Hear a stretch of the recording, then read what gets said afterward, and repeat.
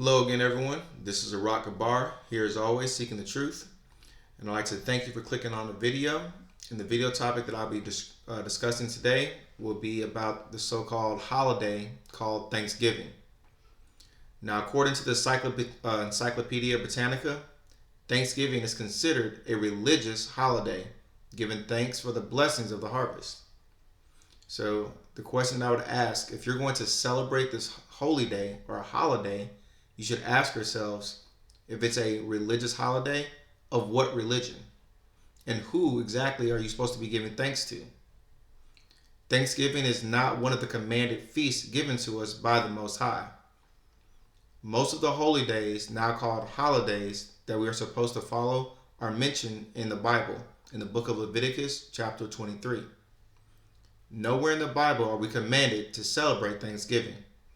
In fact, we are specifically instructed to not do so. First, let's go over where the American Thanksgiving holiday actually came from. When European colonists began to conquer the native Indians in 1621, they would have celebrations after each massacre. They would have a feast and give thanks to their gods for allowing them to have victory over their enemies and take over their lands. This is the origin of Americans' term Thanksgiving. Contrary to our history books, the Pilgrims were known for their notorious sins, which included drunkenness, uncleanliness, sodomy, acts of violence, and many of these other things that all can be recorded in writings of their own governor by the name of William Bradford of Plymouth. During these feasts, the heads of native Indians were hacked off and scalped. The Pilgrims then stuffed the heads and kicked them through the streets like soccer balls. This is the origin of why the sport of football is so popular around the Thanksgiving season.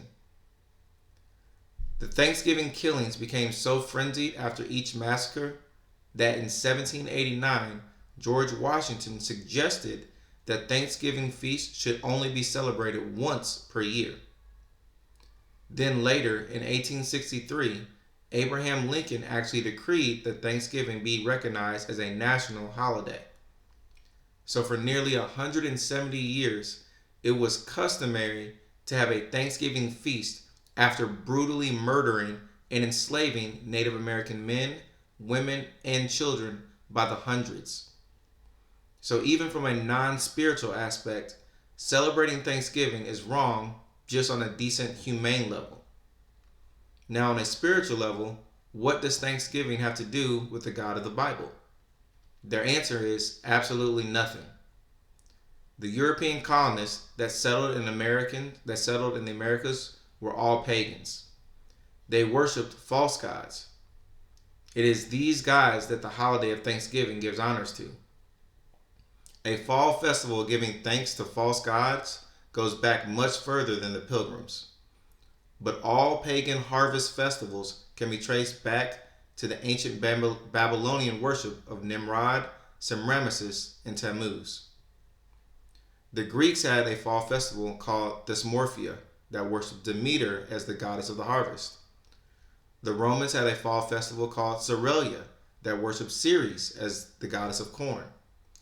The ancient Chinese celebrated a harvest festival called Chung Chui. The Egyptians celebrated a harvest festival in honor of Men, the god of vegetation and fertility. The Canaanites worshipped Astarte as the queen mother over vegetation. The Sumerians worshipped Tammuz. The Assyrians worshipped Adonis. We could go on, but the point is that the idea of giving thanks to a god for a fall harvest was not something that was created by the Pilgrims. It is a pagan tradition that has been practiced by Gentiles for centuries. Now that we know that the idea of Thanksgiving has a spiritual and a religious meaning, let's go into the Bible to see what the Bible has to say about this day. As part of Israel's punishment for going against the laws of the Most High, each tribe was placed under a curse. These curses are listed in Genesis chapter 49. By looking at these curses is one of the ways that we can distinguish who the true descendants of the Israelites are today. For the first scripture, we can go to the book of Genesis, chapter 49, verse 19. It reads, Gad, a troop shall overcome him, but he shall overcome at the last. The tribe of Gad today are known as the North American Indians. The troop that overcame them were the British soldiers that massacred the natives when they came to the Americas. Participating in Thanksgiving celebrates the near destruction of God's chosen people.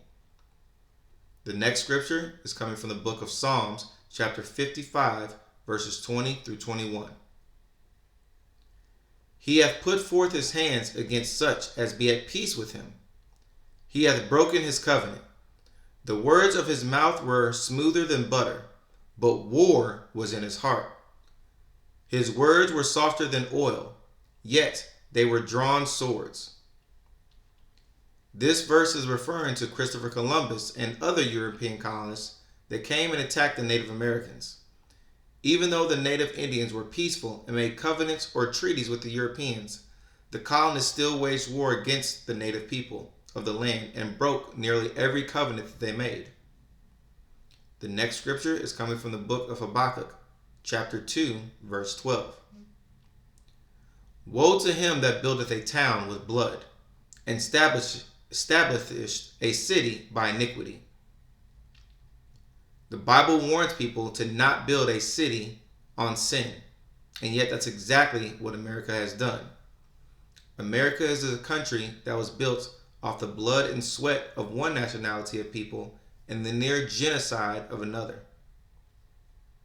The book of Jeremiah, chapter 10, verse 2, reads, Thus saith the Lord, learn not the way of the heathen, and be not dismayed at the signs of heaven, for the heathen are dismayed at them. We are commanded to not practice the same traditions as the Gentiles.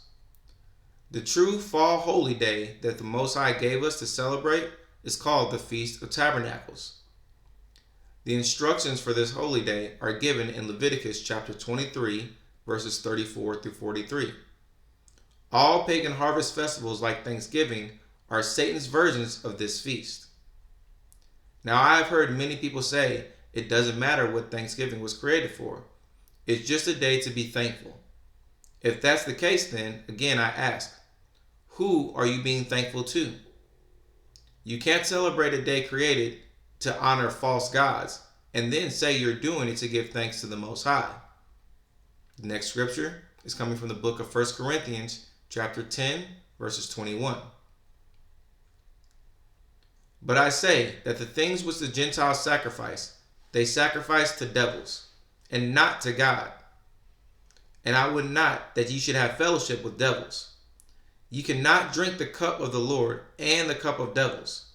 You cannot be partakers of the Lord's table and of the table of devils. When Gentiles are praising their gods and giving thanks, they are worshiping devils. We cannot partake in their thanksgiving. I've also heard people say they only celebrate it because of the food. What many people don't realize is that the majority of food surrounding this holiday is also symbolic. The turkey, the stuffing, the cranberry sauce, all were foods that reminded Gentiles how they brutally murdered the Indians. Putting stuffing in turkeys represents how they used to stuff the severed heads of Indians. The cranberry sauce represents the blood of murdered Indians. Then to top it off, ham is an unclean food that we are instructed not to eat at all. When the Gentiles prepared and prayed over this food, it was all being sacrificed to pagan gods. Then they would gather together for the feast and give thanks to their pagan god. Now, how should we conduct ourselves on this wicked day, knowing that its origins are purely evil? The last scripture is coming from the book of 1 Corinthians, chapter 10, verses 27 through 28. If any of them that believe not bid you to a feast, and ye be disposed to go, whatsoever is set before you, eat, asking no question for conscience sake. But if any man say unto you, this is offered in sacrifice unto idols, eat not, for his sake that showed it, and for conscience sake. For the earth is the Lord's and the fullness thereof. Because many of us have family members that are still stuck in these wicked worships and celebrate many of the pagan holy days or holidays, it is common that we may be invited to a holiday dinner. We do not have to be rude or dishonor our family members by not attending and simply enjoying a meal. The problem comes when someone decides that they want to pray over the food or announce and give thanks to their God. In cases like that, it will be best to excuse ourselves from those prayers or from partaking from further events at all. The Most High has called us to be at peace with all men, but we must separate ourselves from all appearances of evil. And Thanksgiving is most certainly evil at its origins. So as always, I typically have more videos following this one on my playlist, so feel free to hit subscribe. Look at the other videos on the playlist to get further information. And always, I don't encourage anyone to take my word for it, but always encourage you to go out and do your own research. So no matter what you do, continue to seek the truth. Thank you for watching, and Shalom.